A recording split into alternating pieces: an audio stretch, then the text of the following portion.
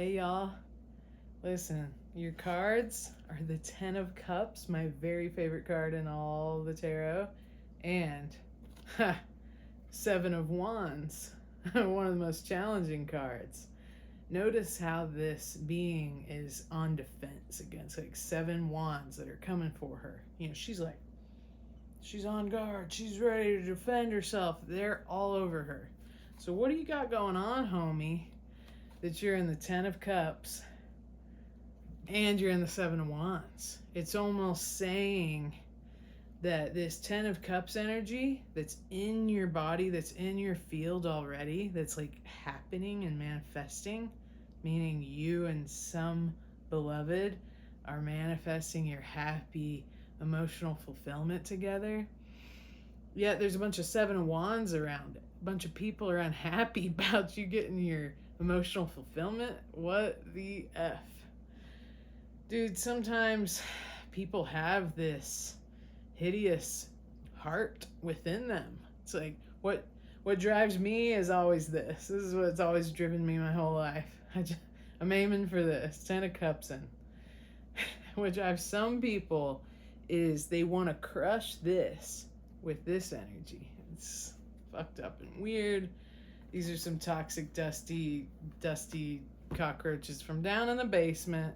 They come up, try to stifle love. But guess what? Animal medicine we got. Dove. Serenity.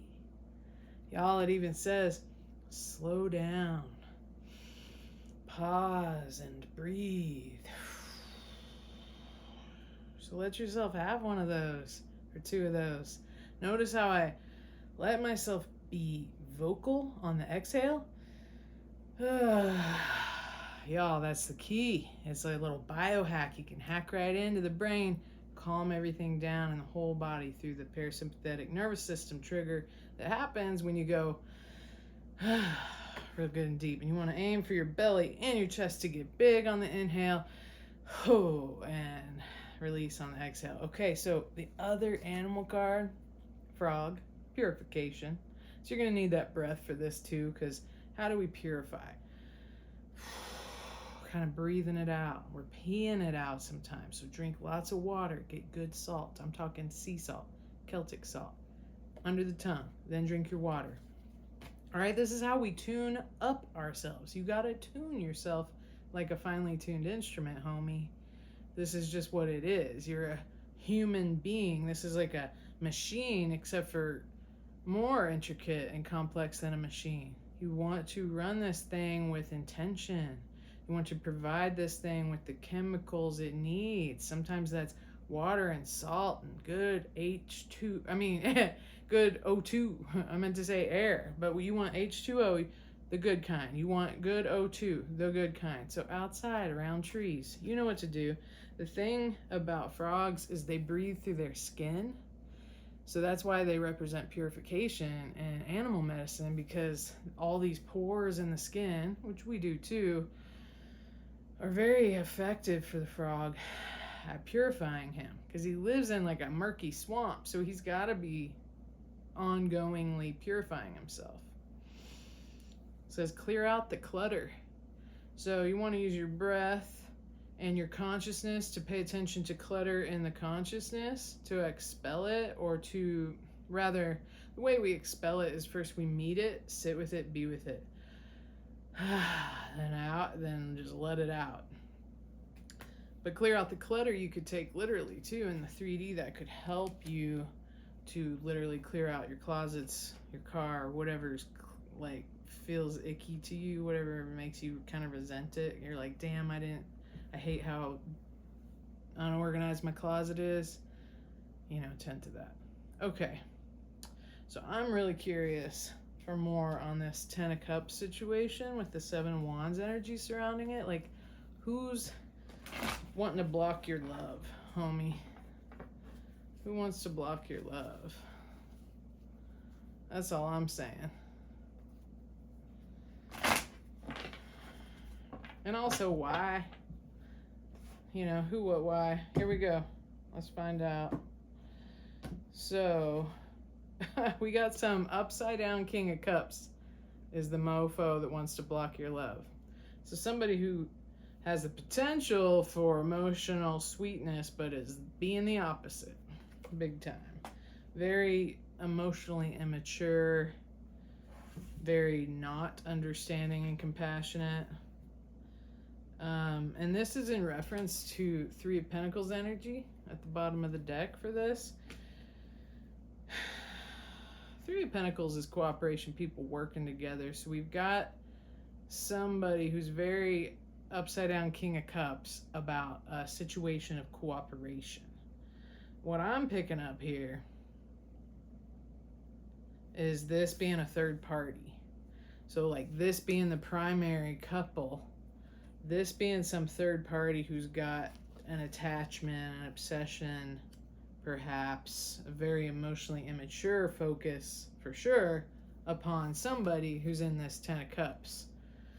You know, somebody's just trying to slide into their Ten of Cups because it's naturally there for them, and somebody's upside down about it, and that's why we got all this Seven of Wands fighting. So let's get some clarifiers on that upside down King of Cups. Oof. Yeah, he or she is doing some justice energy, number 11, and the moon. So they're both casting judgment as their method of Seven of Wandsing. So they're resisting this Ten of Cups happening for a couple by casting judgment. And next we got the moon card.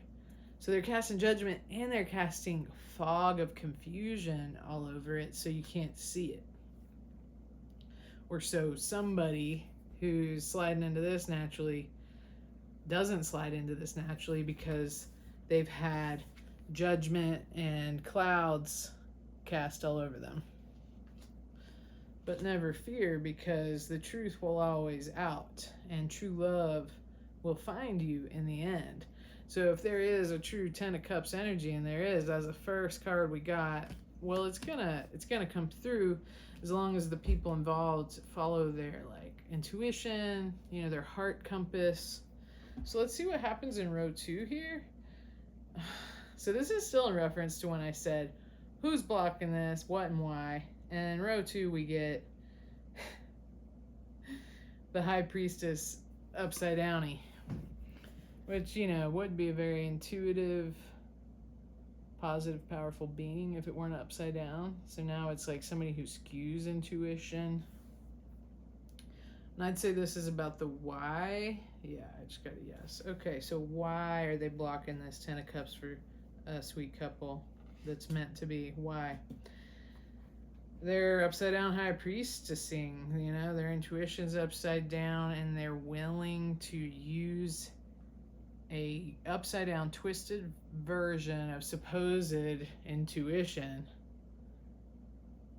Yeah, they're just willing to use a twisted upside down version of supposed intuition. Cast it all over perhaps somebody's mind who's supposed to land in Ten of Cups. So again, it's like they're trying to cast confusion. It's like the moon card, upside down high priestess. Seven of Pentacles. So in regards to Seven of Pentacles energy, where we're focusing on growing something, somebody's all high priestess upside downy about it. So yeah, I'm seeing this third party really trying to focus on like, no, we were building home together, you know, no, look, we have this house, we have these fur babies, like that's wrong, like you're lost, you know, perhaps saying you're lost. High Priestess in reverse, taking this lost intuition and casting it on someone else. Am I right? Let me get a clarifier. Ooh, yeah, we got the Sun in reverse over here, so that's why. Hey, that's why. So when I say what, who's blocking this sweet couple it's meant to be, and why, it's like, well, this third party's got an upside down Sun and they're unhappy about it. Oh, they got an upside down Page of Swords, so they're bringing lies to the table.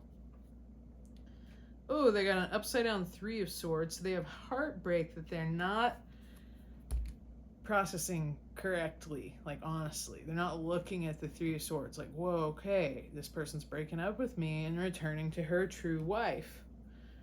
No. I think I'll resist that. and cast a bunch of illusions and false judgment. That's what this person's doing. So yeah, a divine couple is being blocked by some fuckery here, by some third party person. Upside down King of Cups. So how are they gonna block it? 8 of Wands. Tons of messages fast. Okay, so they're communicating a lot. Probably to the member of this couple who's trying to break up to slide into their natural couplehood. Trying to break up with a third party, if you know what I mean. Yeah, so in reference to 9 of Cups, so I'd say you being this main person who's trying to slide into your 10 of Cups, what's the first step? Is you got to break up with a third party and get into your 9 of Cups. Your independence, your solo, like happy, content solo self, before you can slide into the 10 of Cups. See, this is a step before this. And in reference to that girl or you being independent and solo, we have what? 8 of Wands. So tons of messages are coming from the third party trying to block her from her solo independent state. Next we have Page of Cups. So the messages are probably a lot of immature, fake love messages, like push, push, push, push, you know, sweet talk, trying to I just saw the next card. The Lovers in reverse, y'all. I mean, it's a done deal for you and the third party. You're gonna slide naturally into this, even though the third party's being a little whiny bitch. It's still gonna happen. Yep. Knight of Wands. So, getting passionate and fiery for the one you truly love. Passionate and fiery enough to move towards the one you truly love, which starts by moving towards yourself in this independent 9 of Cups energy. And then looks what's next. The Tower. So you're using Knight of Wands, passionate, fiery, rushing forward energy to bring your tower on purpose. Bring that tower on. You're like, let it fall. Fuck this third party relationship I got into. I'm going home to my true wifey or husband, to my 10 of Cups. That's what's up, y'all. This was a good reading. I mean, I'm satisfied. My God, how beautiful is that? Successfully leaving the third party that you weren't ever meant to be with and going home to your true mama. All right. Be blessed. Take care.